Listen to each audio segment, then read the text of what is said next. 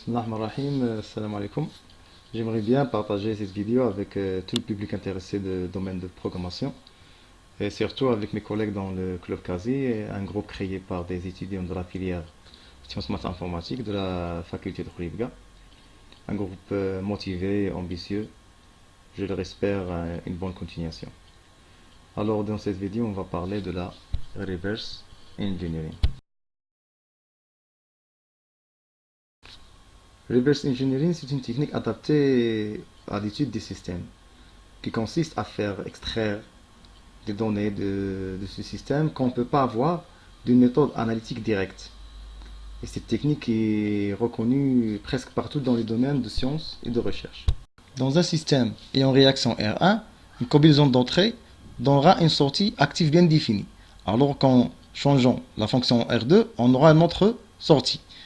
Alors que parfois, notre système n'est pas bien défini, c'est-à-dire on n'arrive pas à exprimer sa fonction de réponse ou bien sa réaction d'une façon analytique en fonction de ses variables internes.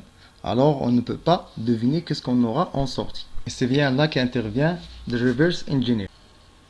Prenons l'exemple de la biochimie. Pour trouver un médicament contre une maladie virale, ça nécessite la connaissance du comportement du virus à l'intérieur du système.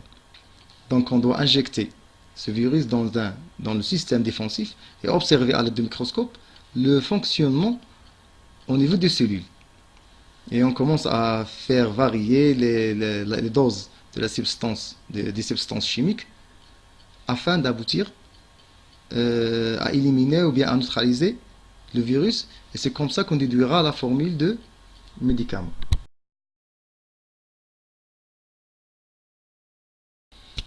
Eh bien oui, ce qu'on a dit sur le système immunitaire et la biochimie, on peut pratiquement le recopier sur les systèmes logiciels, c'est-à-dire les programmes, les firmware qui sont installés à nos jours partout, presque partout dans multiples devices, les PC, les smartphones, les ECU, ce sont les calculateurs des automobiles.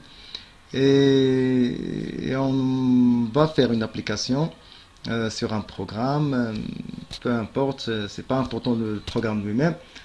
Mais ce qui est important, c'est que on va appliquer. On va rappeler les bases de la programmation sur l'assembleur, sur le C. Et on va utiliser aussi les tableurs de calcul. Mais notre application ne sera pas concevoir un antivirus, mais c'est plutôt de comment dumper ou bien comment lire le dump c'est la mémoire en assembleur d'un programme. Et comment analyser ce dump et extraire la formule pour générer un keygène. Mais ce n'est pas dans le but de craquer ce logiciel, mais juste pour voir comment ça passe les choses. Pour commencer, on va décomposer notre travail en 4 étapes.